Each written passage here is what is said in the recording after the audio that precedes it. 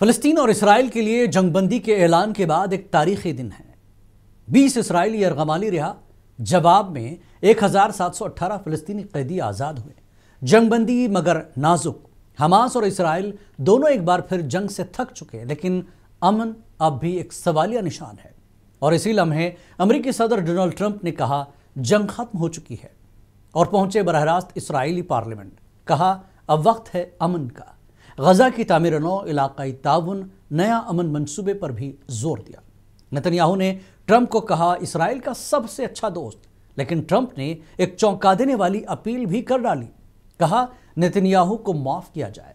کیا امن کے بدلے انصاف کو قربان کیا جا رہا ہے؟ کیا جنگ بندی کے پیچھے سیاسی بچاؤ کا کھیل ہے؟ جنگ بندی مگر قیمت کیا؟ آپ کا خیال کیا ہے؟ کمنٹ کر کے ضرور بتائیں، اور دیکھیں عالمی منظر نامے پر خصوصی پیشکش بیونڈ بارڈرز روزانہ رات 9:30 بجے صرف منصف ٹی وی پر۔ اپنا خیال رکھیں۔